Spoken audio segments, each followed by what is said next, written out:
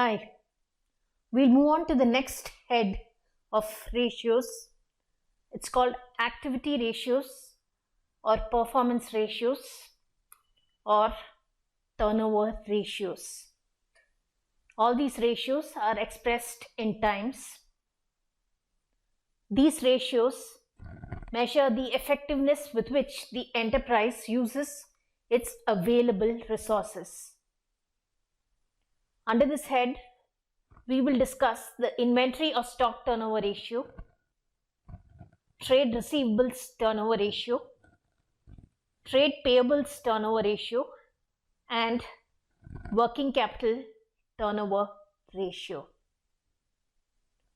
So we'll begin with the first ratio called the inventory turnover ratio or the stock turnover ratio.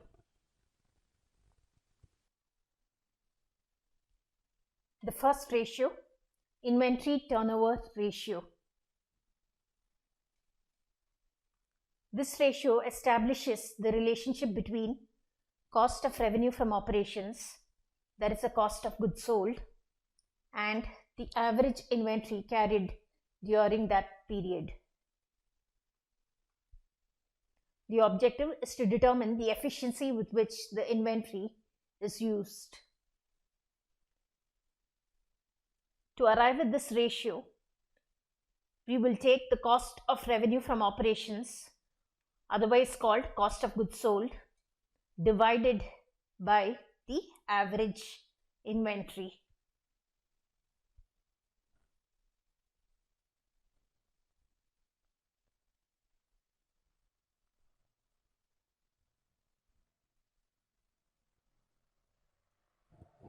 How do we arrive at the cost of revenue from operations or the cost of goods sold? Where we have a gross profit, we will take the revenue from operations minus gross profit. In case there is a gross loss, we will take the revenue from operations plus the gross loss. Now, in case the information relating to opening inventory and purchases and closing inventory is given, then we can apply this formula: opening inventory plus the net purchases plus the direct expenses minus closing inventory. Now, sometimes the statement of profit and loss as per Part 2 Schedule 3 of Companies Act 2013 will be given. So then we will arrive at the cost of revenue from operations using this formula: cost of materials consumed plus the purchases of stock in trade plus changes in inventories of work in progress, finished goods and stock in trade plus direct expenses which are included in employee benefit expenses as well as other expenses. Please note, we need to exclude finance cost and depreciation and amortization expenses while arriving at the cost of revenue from operations. Now, we spoke about direct expenses.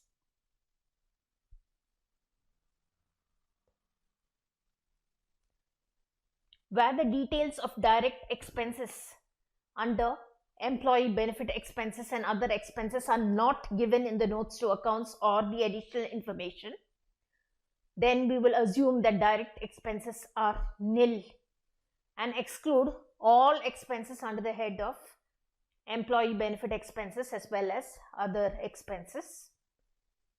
Please remember, examples of direct expenses are wages, carriage inwards, freight inwards, power, gas, fuel, etc. Please note, revenue from operations which is given in the above formula, it refers to net sales, which is the total sales minus the sales return. So if sales returns is given along with revenue from operations, please do not deduct sales returns again from revenue from operations. It has already been deducted, and revenue from operations itself is net sales. Now, in case the amount of cost of revenue from operations is not given and also cannot be determined, and only the revenue from operations is given, then the amount of revenue from operations is to be used as numerator for calculating the inventory turnover ratio. Now, the denominator in inventory turnover ratio is called average inventory. We need to take the opening inventory plus the closing inventory divided by 2. The opening inventory is the opening stock. There is a stock at the beginning of the accounting period, and the closing inventory is the closing stock, the stock at the end of the accounting period. Please remember, inventory refers to inventory of raw materials, inventory of work in progress, as well as inventory of finished goods in the case of a manufacturing company.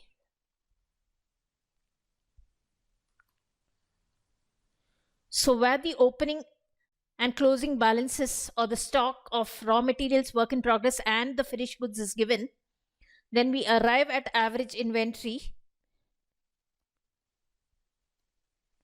by using this formulae: opening stock of raw materials plus opening stock of work in progress plus opening stock of finished goods.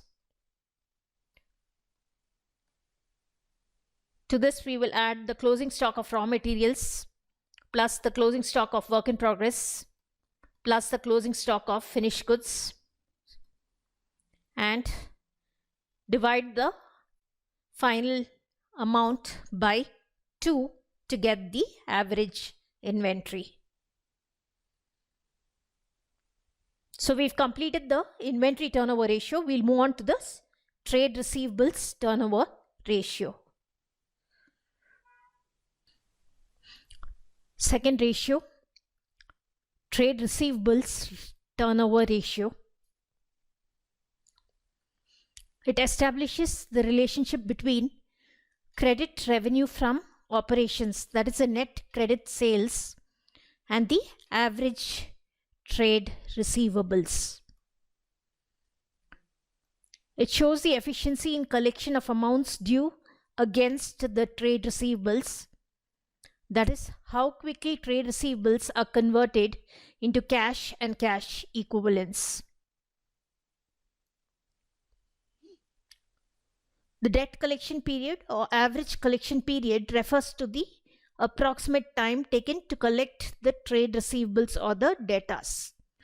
While learning about trade receivables turnover ratio, we will also learn how to calculate the debt collection period. That is the time taken from the time the credit sale is made till the amount is realized in cash from the debtors. The trade receivables turnover ratio we will calculate by taking the credit revenue from operation or the net credit sales divided by the average trade receivables. To get the credit revenue from operations, we will take the credit sales minus the sales return with regard to the credit sales, or we will take the revenue from operations, which is the net sales, minus the cash revenue from operations, which is otherwise called cash sales.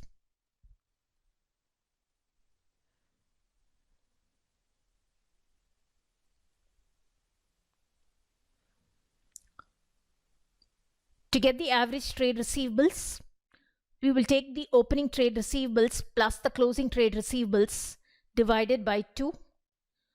The opening trade receivables is the trade receivables at the beginning of the accounting period, and the closing trade receivables is the trade receivables at the end of the accounting period.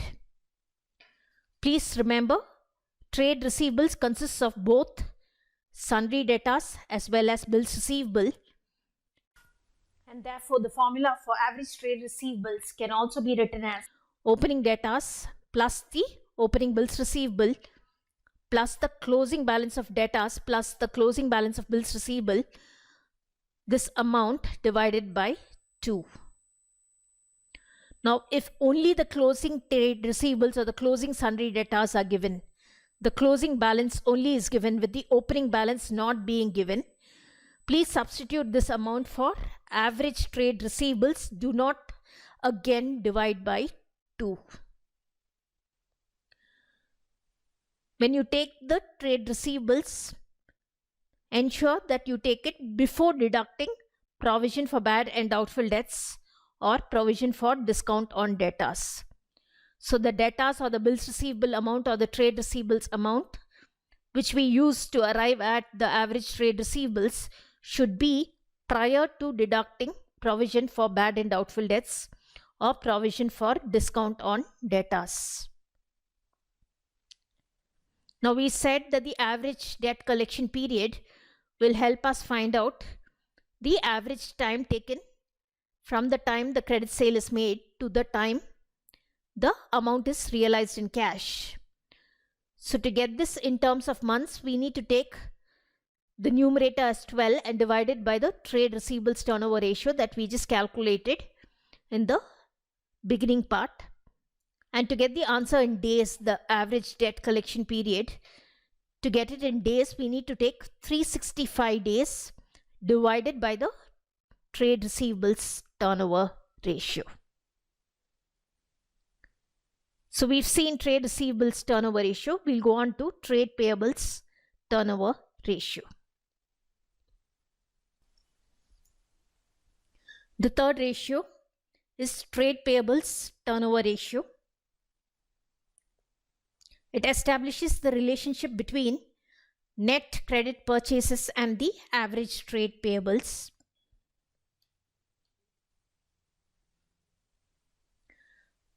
The objective is to determine the efficiency with which the trade payables or the creditors are managed and paid. The debt payment period or average payment period, which we will also learn to calculate, shows the credit period enjoyed by the enterprise in paying off the creditors. To get the trade payables turnover ratio, it is credit purchases divided by average trade payables.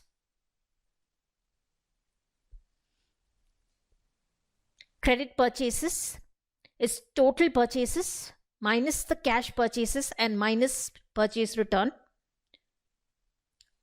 Average trade payables is the opening trade payables plus the closing trade payables divided by 2. Opening trade payables is the trade payables at the beginning of the current accounting period. The closing trade payables is the trade payables at the end of the accounting period. And adding these two together and dividing by 2 will give us the average trade payables.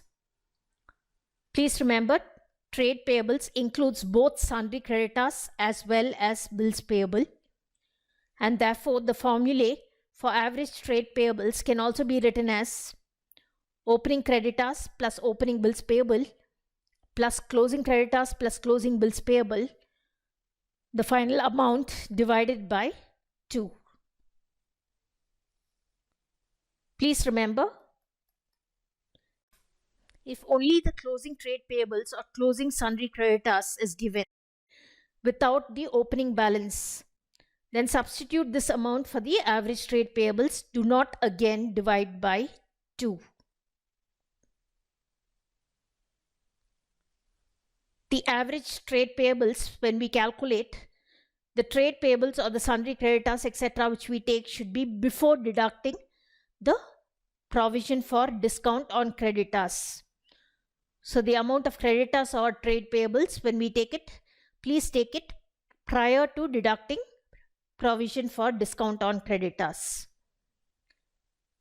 To get the average debt payment period in months, we will apply the formula 12 months divided by trade payables turnover ratio. And to get the same average debt payment period in days, we will take 365 days divided by trade payables turnover ratio. So we've seen the trade payables turnover ratio also. We'll move on to the last ratio under this head called working capital turnover ratio. 4 is working capital turnover ratio. It establishes the relationship between working capital and revenue from operations. The objective is to ascertain the efficiency with which the working capital is being used to generate income. It measures the number of times that 1 unit of rupee invested in working capital produces sales. Now, where the revenue from operations amount is available to get the working capital turnover ratio, we will apply the formula revenue from operations divided by working capital. Now, in case we are not able to ascertain the revenue from operations or it is not given, then we will take the cost of revenue from operations divided by working capital to get the working capital turnover ratio. As we've already seen, working capital is current assets minus the current liabilities. And please remember, current assets for the purpose of working capital, it includes loose tools and stores and spares. So while applying the formula, this amount of current assets we have to take after adding up the loose tools and stores and spares. So we've completed the 4 ratios under this head of activity ratios or turnover ratios or performance ratios. In the next video, we will cover the last head, which is called profitability ratios.